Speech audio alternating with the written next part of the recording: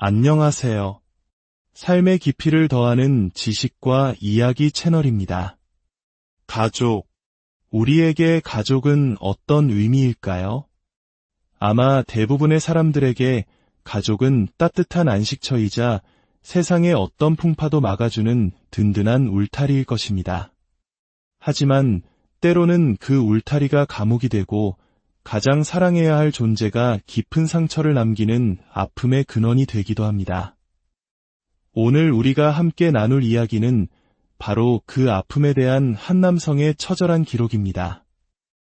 이 이야기는 가족이라는 이름 아래 행해지는 정서적 학대와 그로부터 벗어나기 위한 한 사람의 고독한 전쟁을 담고 있습니다.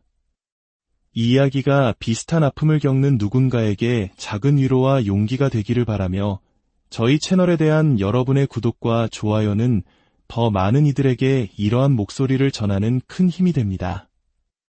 이 이야기를 통해 여러분의 마음에 작은 평화가 깃들기를 기원합니다.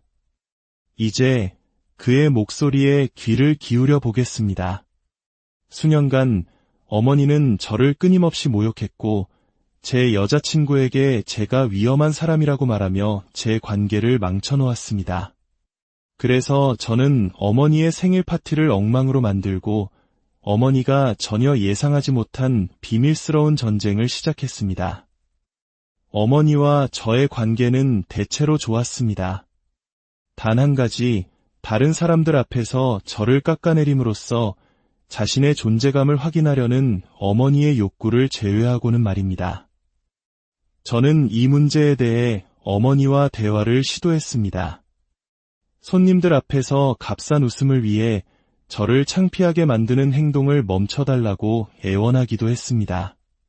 하지만 어머니는 멈추지 않았습니다.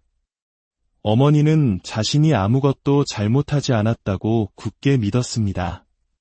지난 추수감사절, 온 가족이 삼촌에 대해 이야기하고 있을 때 어머니는 갑자기 저의 10대 시절 흑역사 사진들을 모두에게 보여주기 시작했습니다. 제가 정말 싫어하고 누구에게도 보여주고 싶지 않다고 분명히 말했던 사진들이었습니다. 사진을 치워달라고 부탁했지만 어머니는 저에게 분위기 망치지 말고 스스로를 비웃을 줄도 알아야지라고 말했습니다. 아버지까지 나서서 어머니를 변호하며 말했습니다. 진정 좀 해라. 엄마는 그냥 장난치는 거잖아.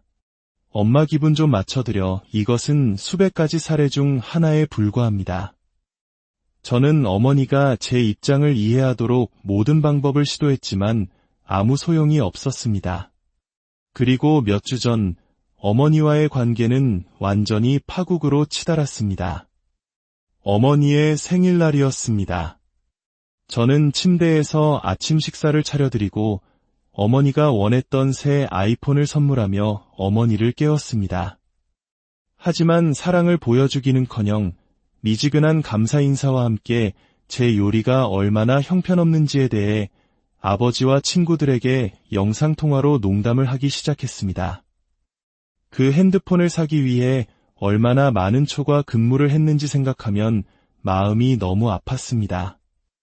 하지만 진짜 사건은 그날 저녁에 일어났습니다.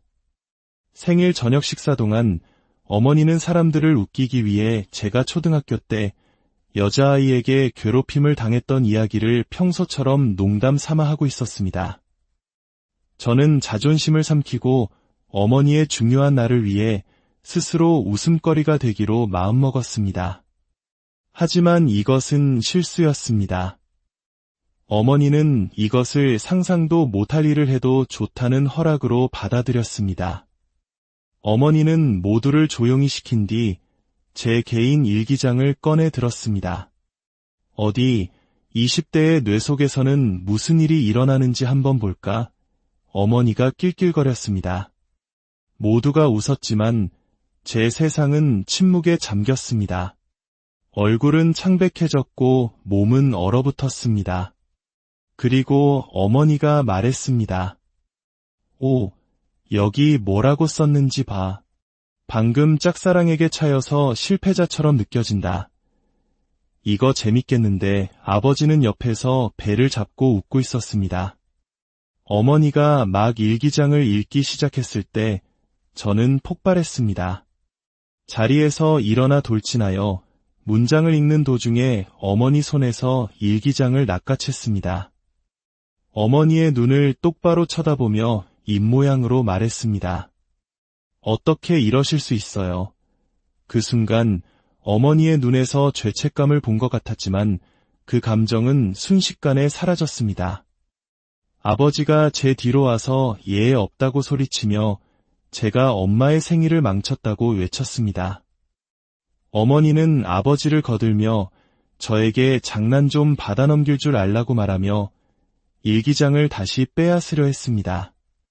저는 허락하지 않고 눈물을 흘리며 위층으로 달려갔습니다. 몇 분 안에 모든 손님이 떠났고 파티는 망가졌습니다. 저는 며칠 동안 부모님과 말을 섞지 않았습니다. 그리고 그 상태를 유지할 계획이었습니다. 하지만 어머니가 제가 상상도 못할 수준으로 비열한 행동을 저질렀을 때 저는 어쩔 수 없이 대화를 해야만 했습니다.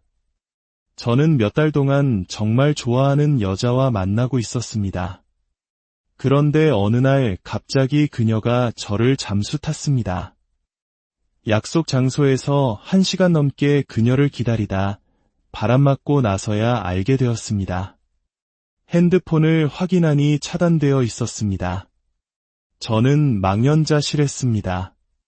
줄리는 제가 1년 넘게 짝사랑했던 사람이었고 다른 어떤 여자도 주지 못했던 행복을 주었습니다. 어머니도 이 사실을 알고 있었습니다. 망연자실한 채 집으로 돌아왔을 때 소파에 앉아있는 아버지를 보고 저는 모든 것을 털어놓았습니다. 아버지가 저를 약골이라고 부르든 상관없었습니다. 그냥 누군가에게 이야기하고 싶었습니다. 하지만 아버지는 저를 비웃거나 조언을 하기는커녕 마치 무언가를 아는 사람처럼 겁먹은 사슴 같은 눈으로 저를 쳐다봤습니다. 저는 이상한 낌새를 눈치챘습니다. 저에게 말하지 않는 것이 있는지 물었습니다. 아버지는 아니라고 했지만 그의 눈은 다른 이야기를 하고 있었습니다. 제가 집세 내는 것을 그만두겠다고 위협하자 아버지는 마침내 굴복했습니다. 아버지는 어머니가 줄리에게 연락해서 줄리의 안전이 걱정된다며 저를 떠나라고 말했다고 실토했습니다. 어머니는 줄리에게 제가 위험하고 분노 조절 장애가 있으며 제가 여자들과 침대에서 무슨 짓을 하는지에 대한 역겨운 거짓말을 만들어냈다고 했습니다. 특히 마지막 부분을 강조하며 저를 변태로 만들고 창피를 주었습니다. 어머니는 줄리 앞에서 눈물 연기까지 펼쳤고 저에게 겁을 먹은 줄리는 저와 다시는 말을 섞지 않기로 결심했던 것입니다. 아버지의 말을 듣고 저는 분노에 눈이 멀었습니다. 방으로 달려가 어머니가 선을 넘을 경우를 대비해 준비해 둔 것을 꺼냈습니다. 아버지는 저에게 화내지 말라며 어머니를 위한 변명을 늘어놓고 줄리를 되찾을 수 있을 거라고 말했지만 저는 화를 낼 계획이 아니었습니다. 대가를 치르게 할 계획이었습니다. 아버지는 제가 들고 있는 것을 보고 제발 이성적으로 생각하라고 했지만 이성적으로 대화할 시간은 이미 지났습니다. 다음 주 저는 어머니의 망친 생일을 만회하기 위해 속죄의 생일 파티를 열었습니다. 모든 것이 순조롭게 진행되다가 제가 모두의 주목을 끌었습니다. 아버지가 무슨 일이 벌어질지 알고 땀을 흘리기 시작하는 것을 보았지만 저는 침묵을 지키라고 아버지를 위협해 두었습니다. 저는 텔레비전으로 모두의 시선을 모으며 어머니가 모두에게 보여주고 싶은 프로젝트를 준비했다고 말했습니다. 어머니는 혼란스럽고 걱정스러운 표정을 지었지만 저는 그저 미소를 지으며 입모양으로 말했습니다.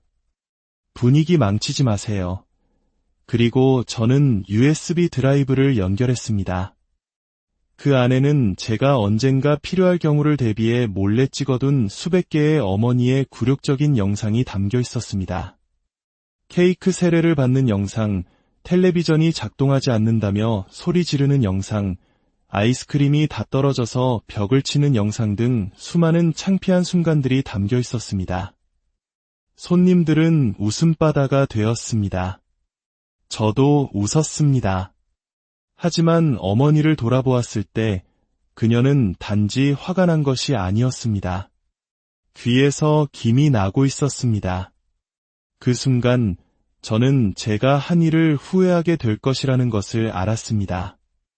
영상이 재생되는 동안이나 끝난 후에도 어머니는 아무 말도 하지 않았고 그저 신경질적으로 따라 웃었습니다. 하지만 그날 내내 어머니의 말투에서 그녀가 얼마나 분노했는지 알 수 있었습니다. 파티는 결국 끝났고 그 후 저는 만족감과 두려움이 뒤섞인 감정을 느꼈습니다. 제 작은 영상 발표회 이후 손님들은 대부분 어색한 작별 인사를 중얼거리며 서둘러 떠났습니다. 저는 거실에 남아 어머니의 창피한 순간들이 방금 재생되었던 텅 빈 TV 화면을 응시했습니다. 뒤따른 침묵은 무겁게 느껴졌습니다. 하지만 그 침묵은 오래가지 않았습니다. 어머니는 제가 방으로 도망치려 할 때 부엌에서 저를 막아섰습니다. 얼굴은 창백하면서도 얼룩덜룩한 붉은색이 뒤섞인 이상한 빛을 띠고 있었습니다. 그렇게 화난 모습은 처음 봤습니다. 내가 선을 넘었어. 그녀는 모든 사람이 떠났음에도 불구하고 낮은 목소리로 씩씩거렸습니다. 내가 똑똑한 줄 아나 본데 내가 무슨 짓을 시작했는지 넌 전혀 몰라. 저는 심오하거나 날카로운 말을 하고 싶었지만 겨우 내뱉은 말은 줄리 일로 엄마가 먼저 선을 넘었잖아요. 였습니다. 그녀는 제 등골을 오싹하게 만드는 표정을 짓더니 다른 말 없이 돌아서 가버렸습니다. 저는 그 자리에 서서 5분 동안 방금 일어난 일을 정리하려고 애썼습니다. 그때 저는 이것이 끝이 아니라는 것을 깨달았습니다. 다음 날 아침, 아버지가 혼자 아침 식사를 하고 있었습니다. 저는 시리얼을 들고 아무렇지 않은 척했습니다. 어젯밤에 내 엄마는 울다가 잠들었다. 아버지가 불편한 침묵 끝에 말했습니다. 제 숟가락이 입으로 가다 멈췄습니다. 아빠, 엄마가 저한테 제 연애에 무슨 짓을 했는지 아세요? 아버지는 그저 고개를 저었습니다. 내가 아는 건 내가 모든 친구들 앞에서 엄마를 망신줬다는 거야. 그 영상은 잔인했어. 제 개인 일기장을 사람들 앞에서 읽는 건 잔인하지 않았고요. 제가 쏘아붙였습니다. 아버지는 한숨을 쉬었습니다. 이제 너도 어른이야. 내가 더 큰 사람이 되어야지. 저는 더 따지고 싶었지만 그의 표정에서 무언가가 저를 멈추게 했습니다. 그는 지쳐 보였고 거의 패배한 것처럼 보였습니다. 처음으로 아버지가 단지 평화를 유지하려는 자신만의 혼란 속에 갇혀 있는 것은 아닐까 하는 생각이 들었습니다. 하지만 여전히 그가 어머니의 편을 드는 것을 믿을 수 없었습니다. 그날 오후 저는 줄리에게 긴 문자를 보내 어머니의 모욕적인 행동의 역사와 그녀가 했던 거짓말 등 모든 것을 설명했습니다. 어차피 그녀가 저를 모든 곳에서 차단했기 때문에 잃을 것이 없다고 생각했습니다. 놀랍게도 몇 시간 후에 그녀가 답장했습니다. 너희 가족은 정말 문제가 많아 보인다. 내가 겪는 일에 대해 유감이지만 나는 그 어떤 부분에도 얽히고 싶지 않아. 다시는 연락하지 마. 아무런 응답이 없는 것보다 더 아팠습니다. 줄리가 옳았습니다. 우리 가족은 문제가 많았고 이제 그 때문에 제가 정말 아끼던 사람을 잃었습니다. 저는 핸드폰을 침대 건너편으로 던지고 베개에 얼굴을 묻었습니다. 그날 저녁 퇴근하고 집에 돌아왔을 때 무언가 이상하다는 것을 즉시 느꼈습니다. 분명히 닫고 나왔던 침실 문이 살짝 열려 있었습니다. 천천히 문을 열고 방을 훑어보았습니다. 처음에는 아무것도 이상해 보이지 않았지만 책상에서 노트북이 사라진 것을 발견했습니다. 저는 방을 뒤지며 노트북을 찾았지만 마음속 깊은 곳에서는 이미 알고 있었습니다. 거실에서 아무 일 없다는 듯 TV를 보고 있는 어머니를 발견했습니다. 제 노트북 어디 있어요? 저는 목소리를 낮추려고 했으며 물었습니다. 그녀는 거의 쳐다보지도 않고 말했습니다. 무슨 소리 하는지 모르겠네. 저는 제 방에서 노트북이 없어졌다고 엄마가 가져갔냐고 물었습니다. 그녀는 가짜 순수함이 뚝뚝 묻어나는 목소리로 되물었습니다. 내가 내 노트북을 왜 가져가겠니? 내가 어디 두고 온 거겠지. 넌 항상 건망증이 심했잖아. 저는 그녀를 추궁하고 싶었지만 증거가 없었습니다. 그리고 이상하게도 그녀와 논쟁하면 항상 저만 미친 사람처럼 보였습니다. 1시간 동안 집을 뒤진 끝에 마침내 창고의 상자들 뒤에 숨겨져 있는 노트북을 발견했습니다. 그 주말 저는 침실문에 잠금 장치를 설치했습니다. 아버지는 그 모습을 보고 고개를 저었지만 막지는 않았습니다.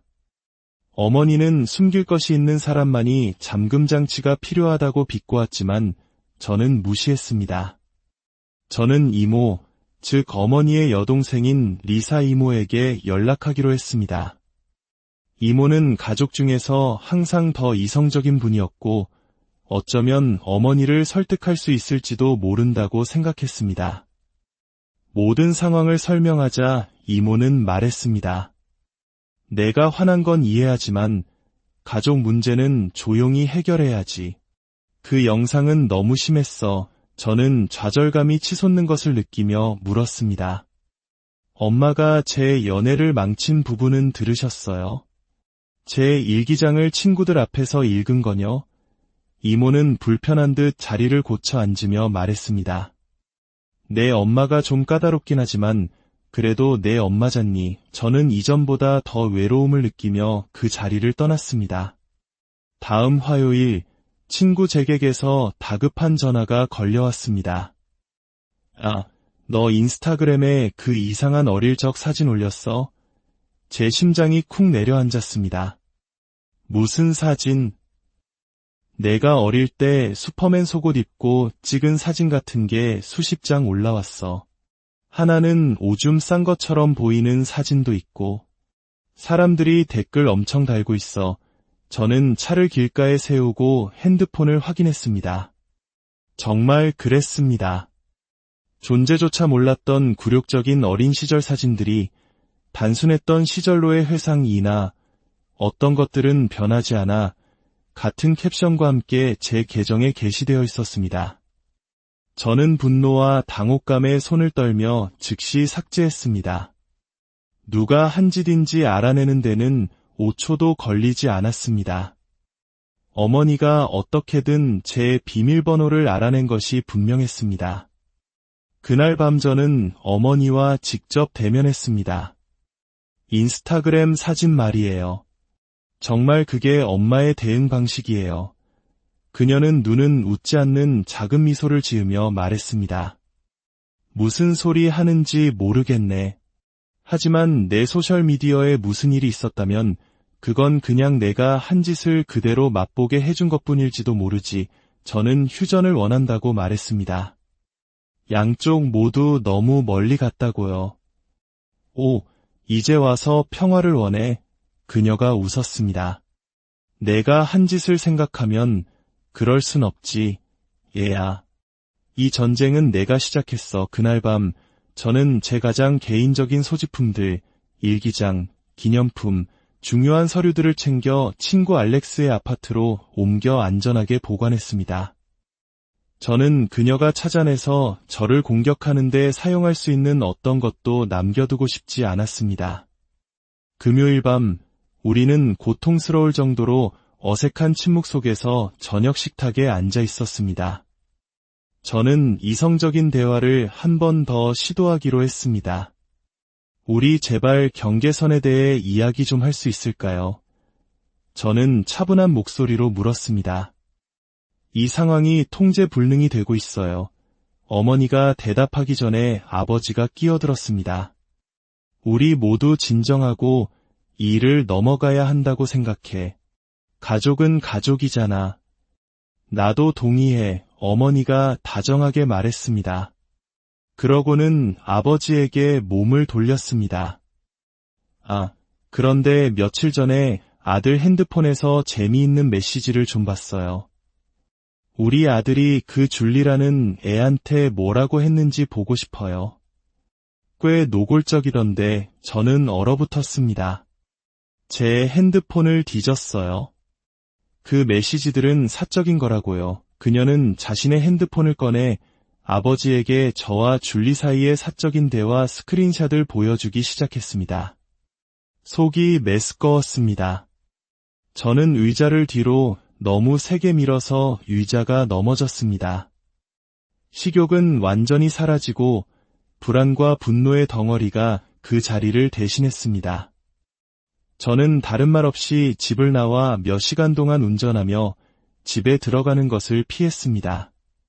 다음 날 아침 차에 가보니 4개의 타이어가 모두 완전히 펑크나 있었습니다. 자세히 보니 타이어들이 칼로 찢겨 있었습니다. 어머니가 했다는 증거는 없었지만 타이밍이 너무 절묘했습니다. 저는 새 타이어를 사기 위해 비상금을 써야 했습니다. 월요일에 출근하자 매니저가 저를 사무실로 불렀습니다. 어제 내 어머니께서 전화하셨어. 그가 걱정스러운 표정으로 말했습니다. 내가 정신적으로 힘든 시기를 겪고 있다고 하시더구나. 당분간 근무 시간을 줄여야 할지도 모른다고. 저는 충격에 빠져 앉아 있었습니다. 뭐라고요? 전 괜찮아요. 오히려 근무 시간을 늘려달라고 했는데요. 그는 제게 연민 어린 시선을 보냈는데 그 시선에 소름이 돋았습니다. 너에 대해 정말 걱정하시더라. 내가 발작을 일으키고 있다고 하셨어. 저는 그에게 진짜 상황을 설명할 수조차 없었습니다. 파티에서 엄마의 창피한 비디오 몇 개를 보여줬다고, 중년의 엄마가 체계적으로 내 인생을 파괴하고 있다는 말을 누가 믿겠습니까? 상황은 제가 감당할 수 있는 것보다 빠르게 악화되고 있었습니다. 가능한 한 빨리 제 집을 구하기 위해 추가 근무를 시작했지만 제 길은 계속해서 막혔습니다. 아파트를 신청했지만 집주인에게 저에 대한 우려스러운 전화가 걸려와 계약이 취소되었습니다. 어머니가 제 신청 사실을 알아내고 방해한 것이었습니다. 그날 밤 저는 차고에서 혼자 계신 아버지를 찾아갔습니다. 아빠, 엄마가 지금 제 인생을 적극적으로 파괴하려고 해요. 이게 얼마나 잘못된 일인지 모르시겠어요. 아버지는 한참 동안 조용했습니다. 물론 알지. 그가 마침내 속삭이듯 말했습니다. 나도 30년 동안 봐왔으니까. 그 고백은 저에게 물리적인 충격처럼 다가왔습니다.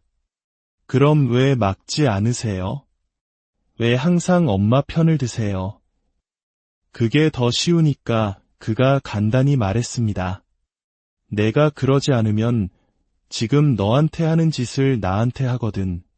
오래전에 깨달았지. 직접적으로 반대하는 건 상황을 더 악화시킬 뿐이라는 걸. 저는 아버지를 완전히 새로운 시각으로 바라보았습니다. 그는 단순한 방관자가 아니었습니다. 그는 그저 살아남는 방법을 찾은 또 다른 희생자였던 것입니다. 저는 이렇게 살 수 없다고, 살지 않겠다고 말했습니다. 아버지는 천천히 고개를 끄덕였습니다. 알아. 그리고 넌 그렇게 살 필요 없어. 그 후 며칠 동안 저는 어머니가 제가 보지 않는다고 생각할 때 집안 곳곳에서 저를 핸드폰으로 촬영하는 것을 알아차렸습니다. 저는 집에서 말하고 행동하는 것을 엄격하게 감시하기 시작했습니다. 제 자신을 보호하기 위해 저는 증인이 필요하다는 것을 깨달았습니다. 친척들과 친구들에게 연락했지만 어머니는 이미 그들에게 손을 써놓은 뒤였습니다. 제가 이상한 행동을 하고 망상에 사로잡혀 있으며 정신적으로 불안정하다는 이야기를 퍼뜨렸습니다. 제 편을 들어주는 사람은 거의 없었습니다. 저는 점차 고립되었습니다. 아버지의 형제인 로버트 삼촌에게서 전화가 걸려왔습니다. 내 아빠가 전화했더구나. 너를 걱정하고 있어. 삼촌은 제게 잠시 머물 곳이 필요하면 자기 집 게스트룸을 내어주겠다고 했습니다. 그 제안은 감사했지만 직장에서 너무 멀어 받아들일 수 없었습니다. 하지만 아버지가 몰래 삼촌에게 연락했다는 사실은 제게 작은 희망을 주었습니다. 아버지가 자신만의 방식으로 저를 도우려 하고 있다는 희망이었습니다. 어머니의 감시는 더욱 심해졌습니다. 제 우편물을 뜯어보고 제 핸드폰에 스파이웨어를 설치해 이메일과 메시지를 훔쳐봤습니다. 그 정보들을 이용해 친척들에게 제 이름으로 이상한 내용의 이메일을 보내 저를 더욱 곤경에 빠뜨렸습니다. 저는 절망의 끝에서 한 가지 사실을 깨달았습니다. 이 전쟁에서 이기기 위해서는 새로운 전략이 필요했습니다. 전통적인 방식으로는 모든 것을 불태워서라도 통제권을 유지하려는 사람을 이길 수 없었습니다. 저는 증거를 모으기 시작했습니다. 아버지의 어머니, 즉 할머니께 연락을 드렸습니다. 처음에는 할머니도 제 말을 믿지 않으셨지만 제가 녹음 파일과 스크린샷, 찢어진 타이어 사진, 뜯겨진 우편물 사진 등 모든 증거를 보여드리자 할머니의 표정은 충격으로 바뀌었습니다. 이렇게 심각할 줄은 몰랐구나. 이건 정상이 아니야. 얘야. 엄마가 할 행동이 아니라고 처음으로 누군가가 저를 믿어주었습니다. 할머니는 그 주 일요일 저녁 식사에 스스로를 초대했고 식탁에서 어머니와 직접 대면했습니다. 카렌, 내가 내 아들에게 어떻게 하고 있는지 증거를 봤다. 사생활 침해, 거짓말, 이 모든 것을 즉시 멈춰야 해. 어머니의 얼굴은 순식간에 피해자로 변했고 눈에는 눈물이 가득 찼습니다. 아버지는 즉시 어머니 편에 서서 저를 비난했습니다. 엄마를 존중하든지 아니면 다른 데 가서 살든지 해. 일주일 주겠다. 그날 밤 저는 사촌인 레이첼의 사촌 사라에게서 문자를 받았습니다. 그녀 역시 자신의 어머니와 비슷한 문제를 겪었고 결국 관계를 끊고 나라 반대편으로 이사했다고 했습니다. 그녀는 저에게 나르시시스트 부모와 그들을 둔 자녀들을 위한 온라인 지원 그룹에 대해 알려주었습니다. 마치 바다 한가운데서 구명정을 던져준 것 같았습니다. 저는 혼자가 아니었습니다. 저와 같은 일을 겪는 다른 사람들이 있었습니다. 저는 미치거나 과민한 것이 아니었습니다. 온라인 모임에 참석하면서 저는 제 경험과 놀랍도록 유사한 이야기들을 들었습니다. 그들은 제가 겪고 있는 일을 정확히 이해해 주었습니다. 불행히도 어머니는 이 그룹에 대해서도 알아냈고 제가 사이비 종교에 빠져 가족에게 등을 돌리도록 세뇌당하고 있다고 친척들에게 말하기 시작했습니다. 아버지의 일주일 기한이 다가오는 동안 저는 필사적으로 살 곳을 찾았습니다. 할머니가 잠시 방을 내어주셨지만 장기 체류는 불가능했습니다. 사촌 레이첼이 부동산 관리회사에서 일하는 친구를 통해 작은 스튜디오 아파트를 구해주었습니다. 하지만 입주는 한 달 뒤에나 가능했습니다. 저는 앞으로 4주를 더 집에서 버텨야 했습니다. 집이 비어있을 때마다 필수품을 조금씩 싸기 시작했습니다. 어느 날 어머니가 예고 없이 집에 돌아와 제가 짐 싸는 것을 발견했습니다. 너 지금 뭐 하는 거니? 어머니는 제가 갑오를 훔치고 있다고 소리치며 아버지를 불렀고 저는 그들 앞에서 제 소지품 하나하나를 풀어보이며 제 것이라는 것을 증명해야만 했습니다. 굴욕적이었습니다. 저는 제 컴퓨터에 키로거 소프트웨어가 설치된 것을 발견했습니다. 어머니가 제 모든 것을 감시하고 있었던 것입니다. 비밀번호, 사적인 메시지, 일기 항목까지 모든 것을요. 그 사생활 침해는 너무나 완벽해서 신체적으로 메스꺼움을 느꼈습니다. 저는 즉시 새 노트북을 사서 레이첼의 아파트에 숨겨두었습니다. 레이첼이 주말에 우리 집에 머물렀을 때 마침내 그녀는 어머니의 진짜 모습을 목격했습니다. 와인을 몇 잔 마신 어머니는 경계심을 풀고 저와 줄리의 실패한 연애에 대해 잔인한 농담을 시작했습니다. 레이첼이 이모, 아들에게 너무 심한 말 아니에요. 라고 말하자 어머니의 얼굴은 어두워졌습니다. 너도 쟤한테 넘어갔구나. 내 집에서 모두가 나를 공격하는구나. 어머니는 10대처럼 문을 쾅 닫고 자기 방으로 들어가 버렸습니다. 레이첼은 눈을 동그랗게 뜨고 저를 바라보았습니다.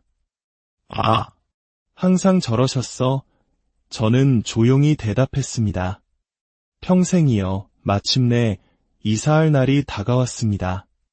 저는 레이첼과 몇몇 친구들의 도움을 받아 조용히 그리고 신속하게 짐을 옮겼습니다.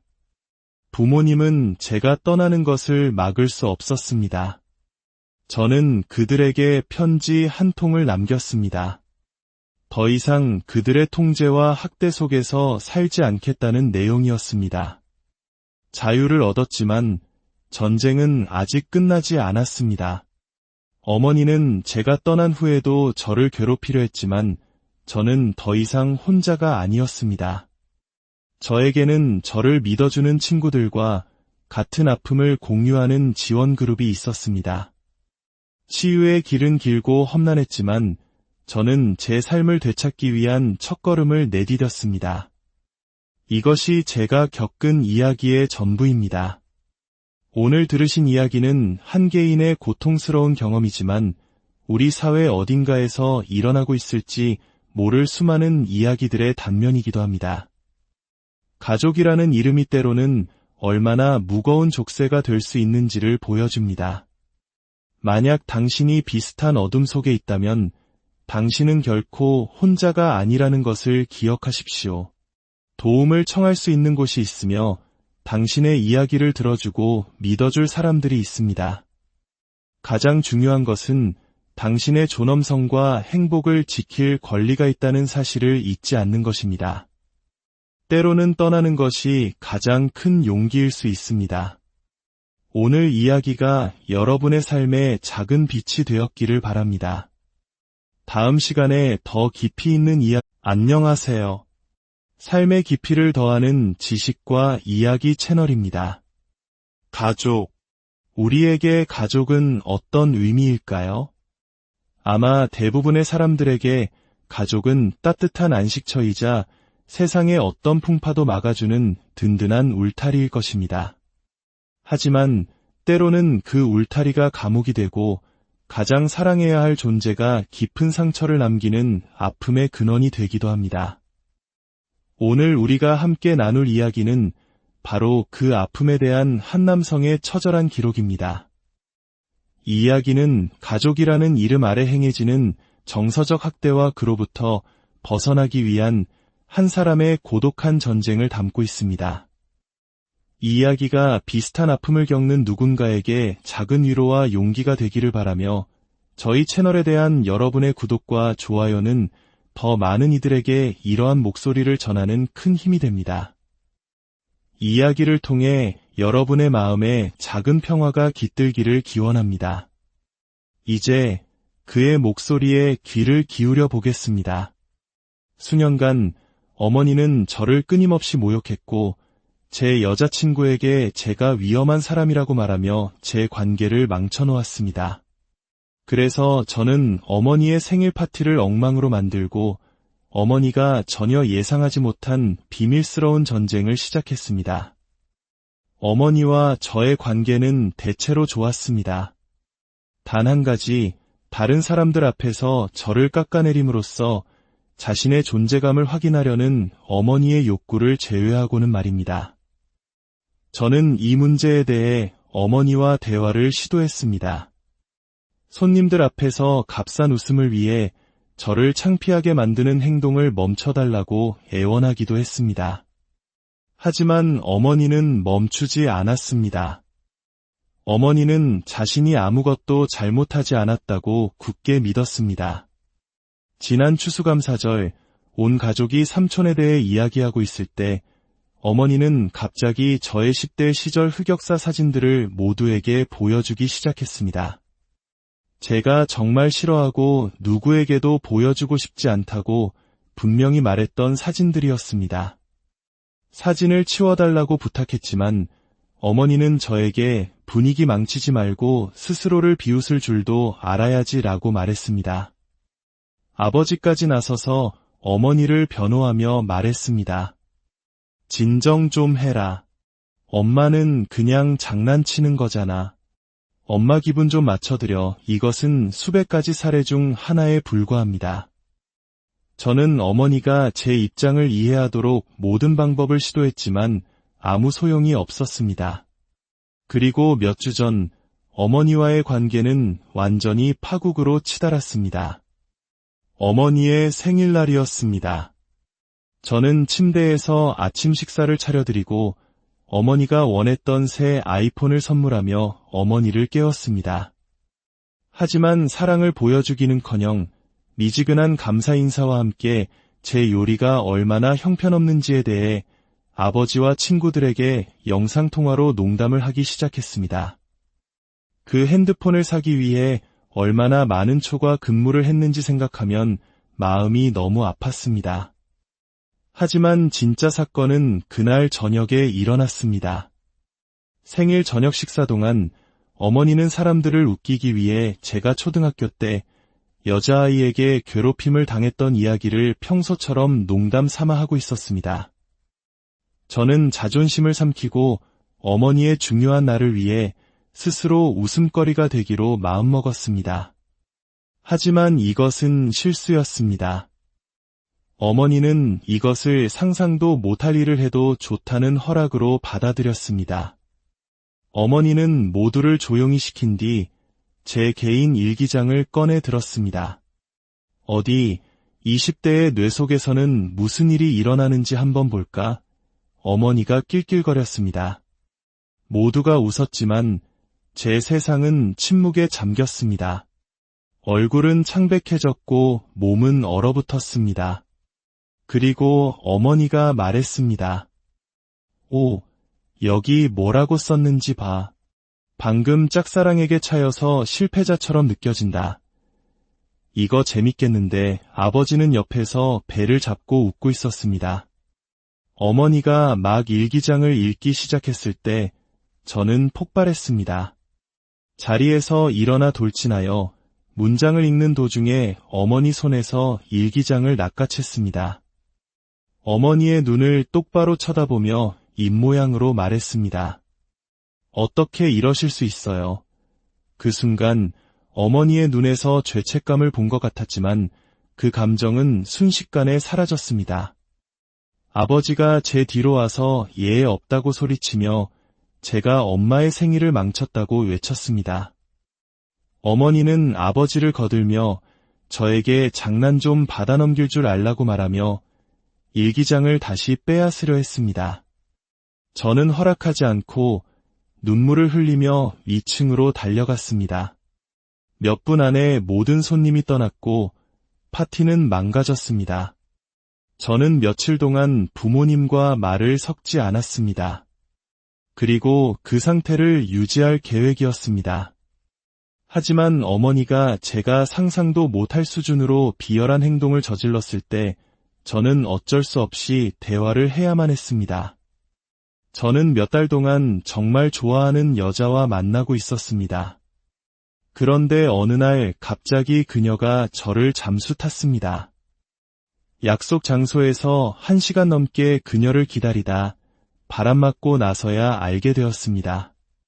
핸드폰을 확인하니 차단되어 있었습니다. 저는 망연자실했습니다. 줄리는 제가 1년 넘게 짝사랑했던 사람이었고 다른 어떤 여자도 주지 못했던 행복을 주었습니다. 어머니도 이 사실을 알고 있었습니다. 망연자실한 채 집으로 돌아왔을 때 소파에 앉아있는 아버지를 보고 저는 모든 것을 털어놓았습니다. 아버지가 저를 약골이라고 부르든 상관없었습니다. 그냥 누군가에게 이야기하고 싶었습니다.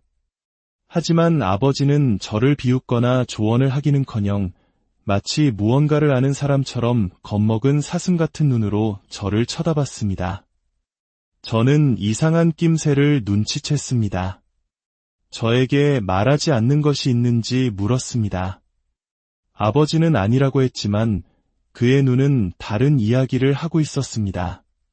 제가 집세 내는 것을 그만두겠다고 위협하자 아버지는 마침내 굴복했습니다. 아버지는 어머니가 줄리에게 연락해서 줄리의 안전이 걱정된다며 저를 떠나라고 말했다고 실토했습니다. 어머니는 줄리에게 제가 위험하고 분노 조절 장애가 있으며 제가 여자들과 침대에서 무슨 짓을 하는지에 대한 역겨운 거짓말을 만들어냈다고 했습니다. 특히 마지막 부분을 강조하며 저를 변태로 만들고 창피를 주었습니다. 어머니는 줄리 앞에서 눈물 연기까지 펼쳤고 저에게 겁을 먹은 줄리는 저와 다시는 말을 섞지 않기로 결심했던 것입니다. 아버지의 말을 듣고 저는 분노에 눈이 멀었습니다. 방으로 달려가 어머니가 선을 넘을 경우를 대비해 준비해 둔 것을 꺼냈습니다. 아버지는 저에게 화내지 말라며 어머니를 위한 변명을 늘어놓고 줄리를 되찾을 수 있을 거라고 말했지만 저는 화를 낼 계획이 아니었습니다. 대가를 치르게 할 계획이었습니다.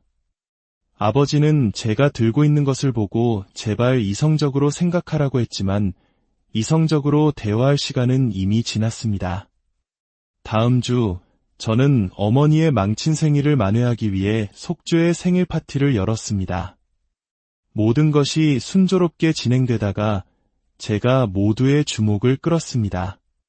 아버지가 무슨 일이 벌어질지 알고 땀을 흘리기 시작하는 것을 보았지만 저는 침묵을 지키라고 아버지를 위협해 두었습니다. 저는 텔레비전으로 모두의 시선을 모으며 어머니가 모두에게 보여주고 싶은 프로젝트를 준비했다고 말했습니다. 어머니는 혼란스럽고 걱정스러운 표정을 지었지만 저는 그저 미소를 지으며 입모양으로 말했습니다. 분위기 망치지 마세요. 그리고 저는 USB 드라이브를 연결했습니다. 그 안에는 제가 언젠가 필요할 경우를 대비해 몰래 찍어둔 수백 개의 어머니의 굴욕적인 영상이 담겨 있었습니다. 케이크 세례를 받는 영상, 텔레비전이 작동하지 않는다며 소리 지르는 영상, 아이스크림이 다 떨어져서 벽을 치는 영상 등 수많은 창피한 순간들이 담겨 있었습니다. 손님들은 웃음바다가 되었습니다. 저도 웃었습니다. 하지만 어머니를 돌아보았을 때 그녀는 단지 화가 난 것이 아니었습니다. 귀에서 김이 나고 있었습니다. 그 순간 저는 제가 한 일을 후회하게 될 것이라는 것을 알았습니다. 영상이 재생되는 동안이나 끝난 후에도 어머니는 아무 말도 하지 않았고 그저 신경질적으로 따라 웃었습니다. 하지만 그날 내내 어머니의 말투에서 그녀가 얼마나 분노했는지 알 수 있었습니다.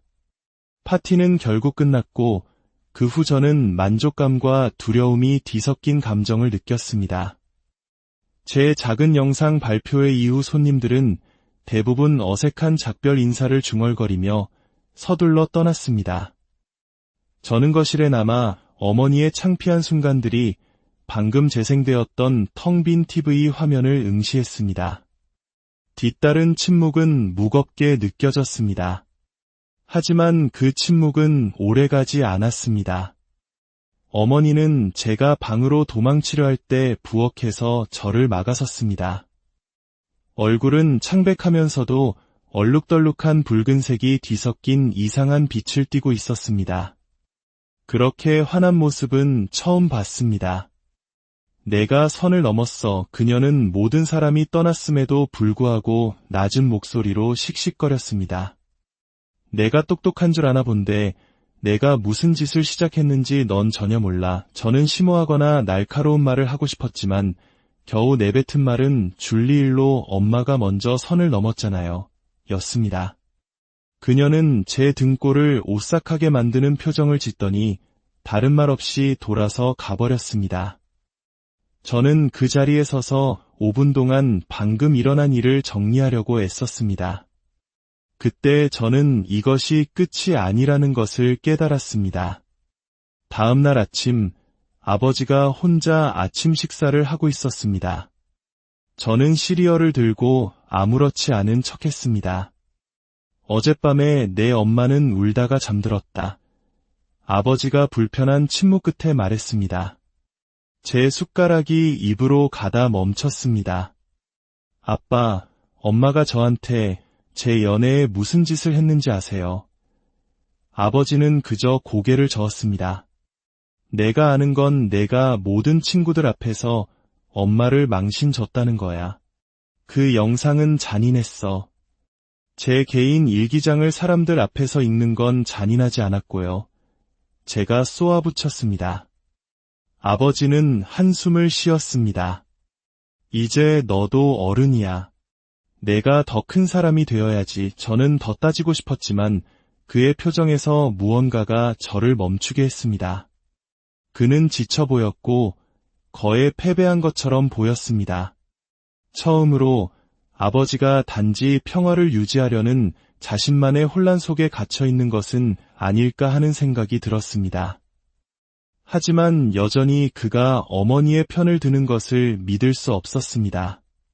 그날 오후 저는 줄리에게 긴 문자를 보내 어머니의 모욕적인 행동의 역사와 그녀가 했던 거짓말 등 모든 것을 설명했습니다.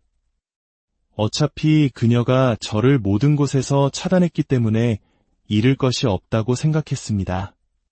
놀랍게도 몇 시간 후에 그녀가 답장했습니다. 너희 가족은 정말 문제가 많아 보인다. 내가 겪는 일에 대해 유감이지만 나는 그 어떤 부분에도 얽히고 싶지 않아. 다시는 연락하지 마. 아무런 응답이 없는 것보다 더 아팠습니다. 줄리가 옳았습니다. 우리 가족은 문제가 많았고 이제 그 때문에 제가 정말 아끼던 사람을 잃었습니다. 저는 핸드폰을 침대 건너편으로 던지고 베개에 얼굴을 묻었습니다. 그날 저녁 퇴근하고 집에 돌아왔을 때 무언가 이상하다는 것을 즉시 느꼈습니다. 분명히 닫고 나왔던 침실 문이 살짝 열려 있었습니다. 천천히 문을 열고 방을 훑어보았습니다. 처음에는 아무것도 이상해 보이지 않았지만 책상에서 노트북이 사라진 것을 발견했습니다. 저는 방을 뒤지며 노트북을 찾았지만 마음속 깊은 곳에서는 이미 알고 있었습니다. 거실에서 아무 일 없다는 듯 TV를 보고 있는 어머니를 발견했습니다. 제 노트북 어디 있어요? 저는 목소리를 낮추려고 했으며 물었습니다. 그녀는 거의 쳐다보지도 않고 말했습니다. 무슨 소리 하는지 모르겠네. 저는 제 방에서 노트북이 없어졌다고 엄마가 가져갔냐고 물었습니다. 그녀는 가짜 순수함이 뚝뚝 묻어나는 목소리로 되물었습니다. 내가 내 노트북을 왜 가져가겠니? 내가 어디 두고 온 거겠지.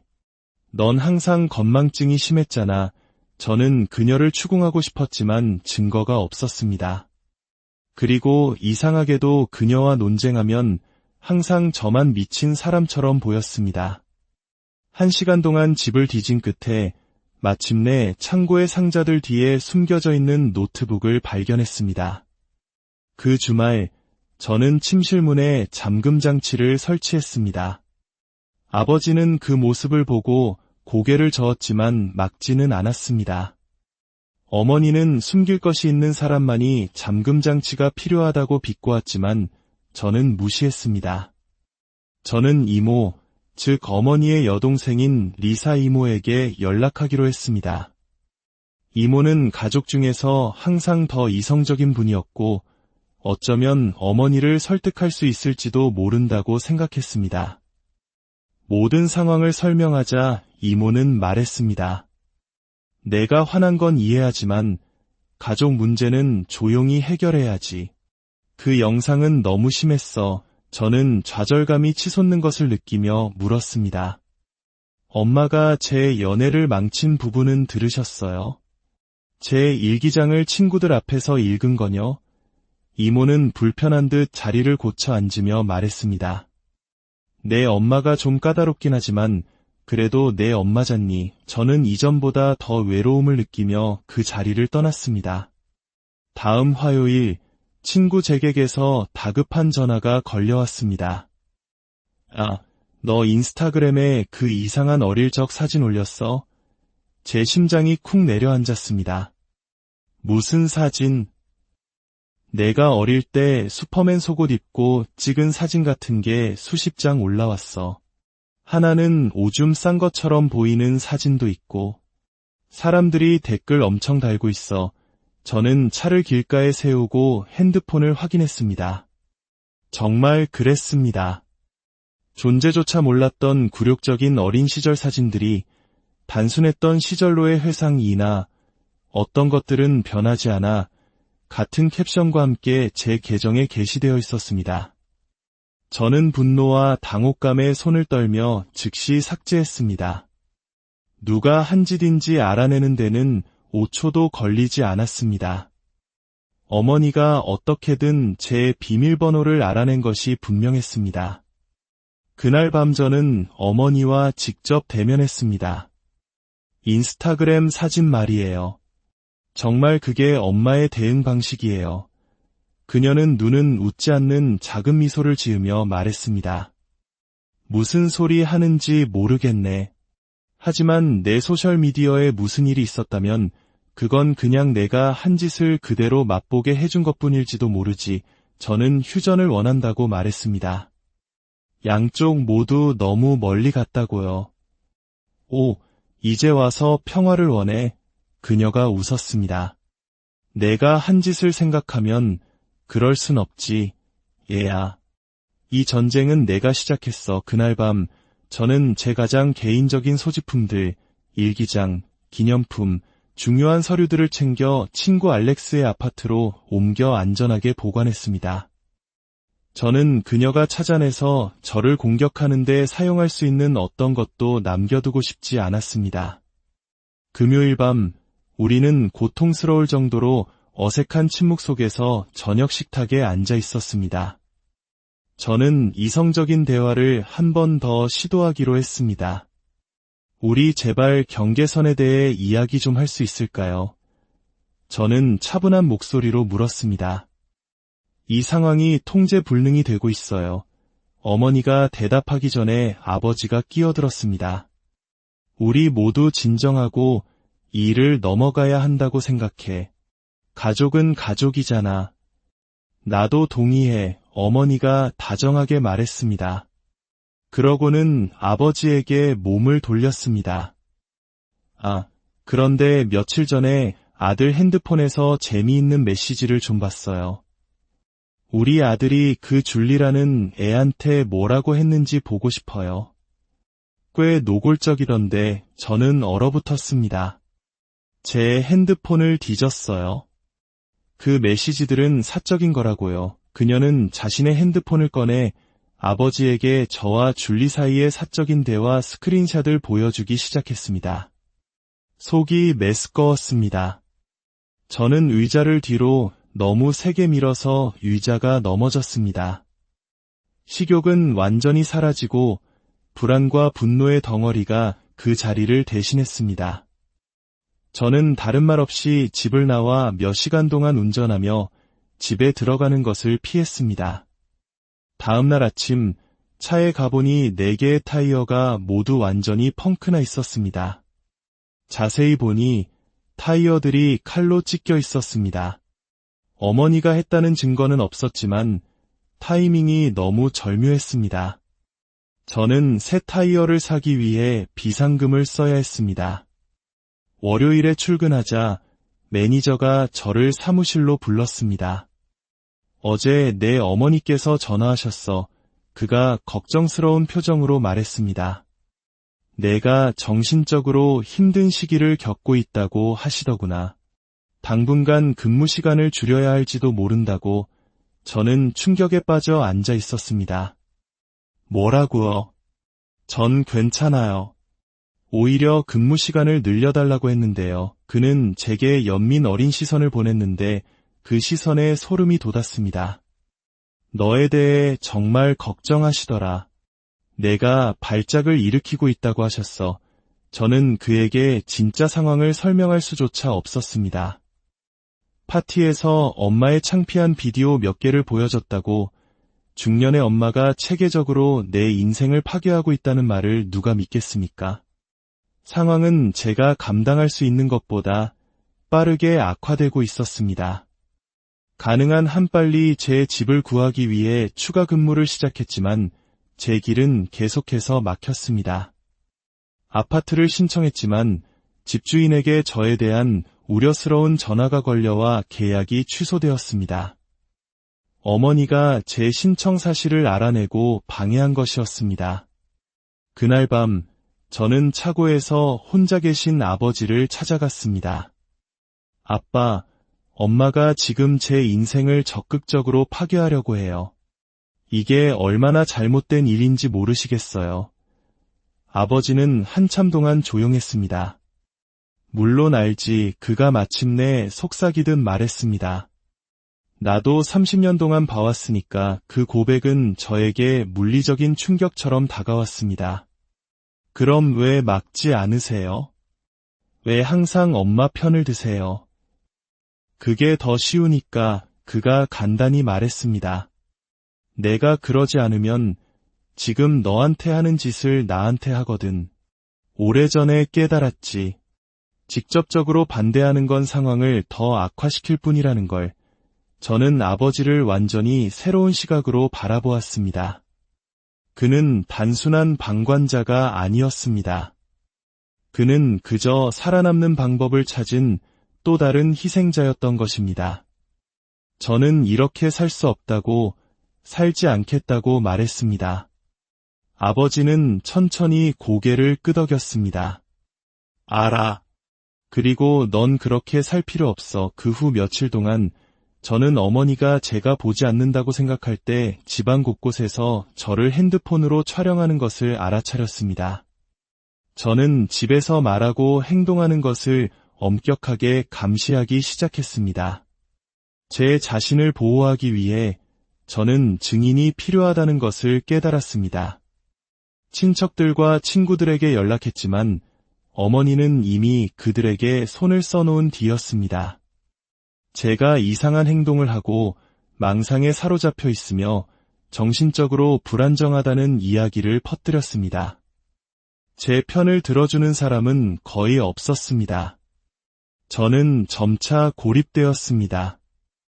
아버지의 형제인 로버트 삼촌에게서 전화가 걸려왔습니다. 내 아빠가 전화했더구나.